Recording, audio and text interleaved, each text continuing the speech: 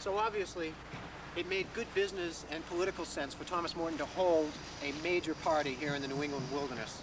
This was the mad bacchanalian orgy that would later be referred to by the Pilgrims, but one thing at a time. First, let's talk about the good reasons for holding this party. Besides business and politics, who was here?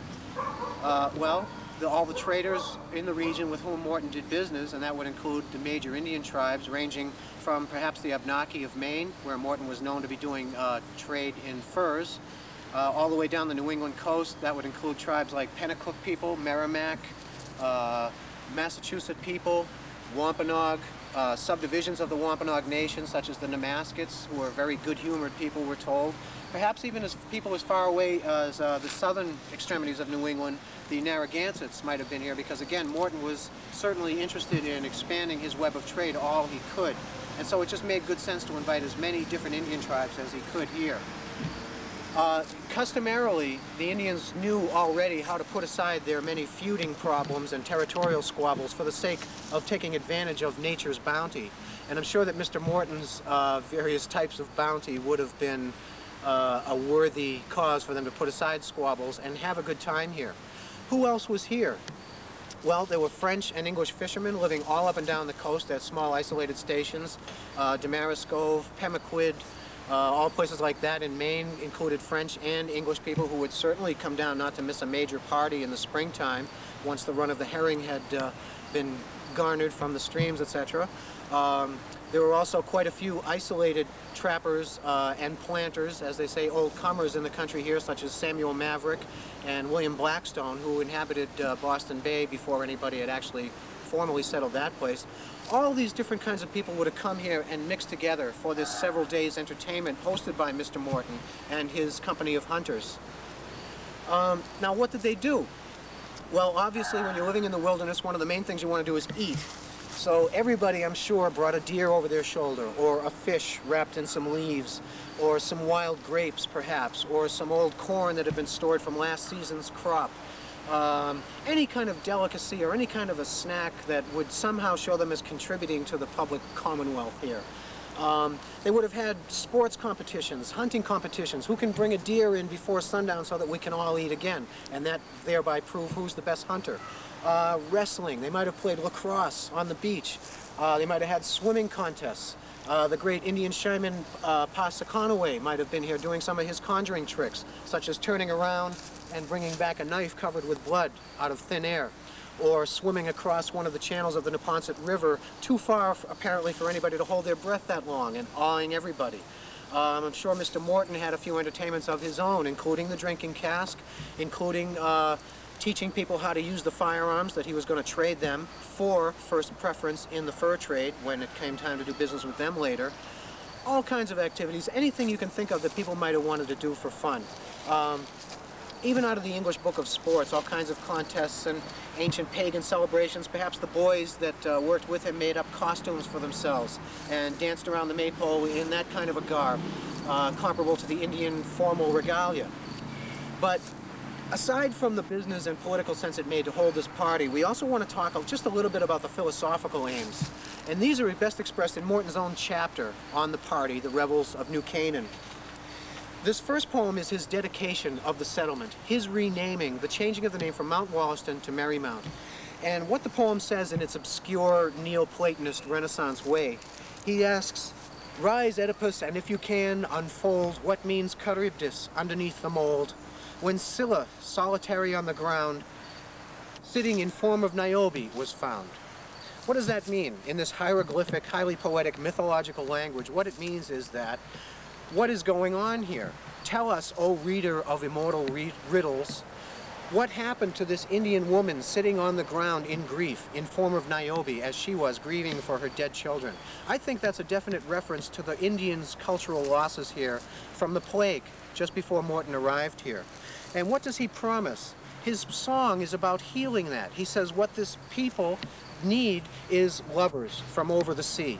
And they're going to get together with such incredible cultural, natural vigor that the whole race is going to be reborn through this marriage.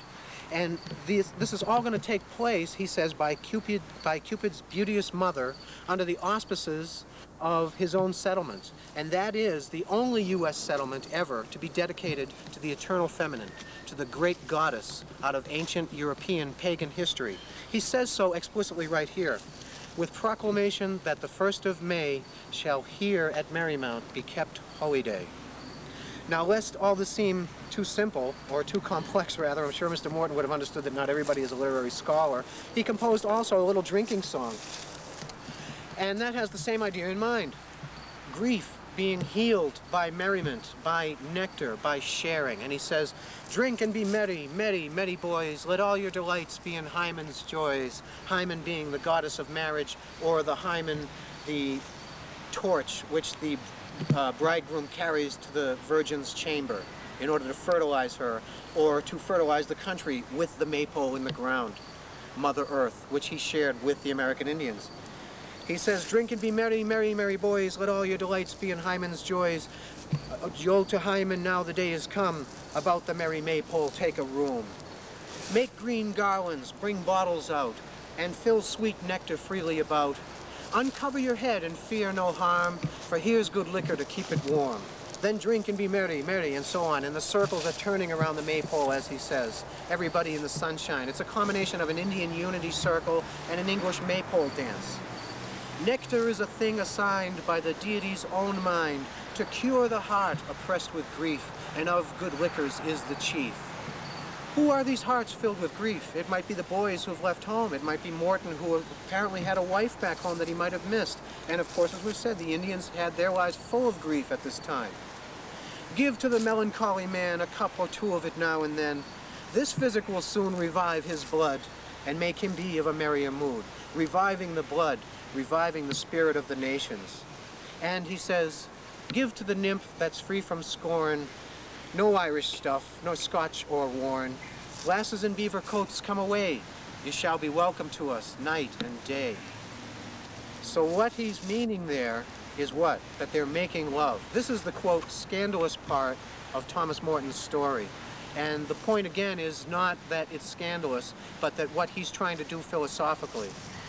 When these Indian women give themselves, they're talking about sex. They're talking about ecstasy. And that is what nectar is. Spiritual ecstasy from the marriage of the spirit and the flesh. From the marriage of all kinds of opposites. This was an ancient and Renaissance idea of alchemy, looking for the gold, whatever sustains the god's life. And that's what Morton and his pagan cohorts understood, that it was to be lived here and now, just like the Indians said. And so that nectar, to him, is the sexual giving of oneself back and forth among the peoples that are here. That's what he means, the marriage of earth and sky, of blood and spirit, of male and female, any kind of thing that prompts ecstasy in the here and now. And maybe nobody listened when Mr. Morton read his poems, but it looks like they had a good time. Take it up, tables and pipers, thou shalt be well paid for thy labour. Strike it up, shake and tapers and favours, thou shalt be well paid for thy labour. I mean to spend my shoes or to dance about the maypole. I will be blithe and brisk, keep a skip and skip and trip and turn about and around until very weary joints can scarce frisk. I mean to spend my shoes or to dance about the maypole. I will be blithe and brisk, keep a skip and skip and trip and turn about and around until very weary joints can scarce frisk.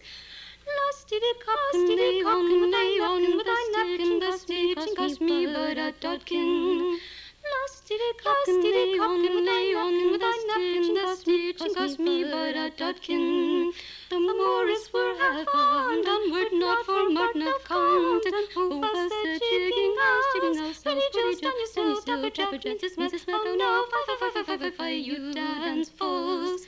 The Morris were half bound, onward not for Morton of Compton, who was the jigging house, ready just on your still, dapper Francis Smith, oh no, fi, you dance fools.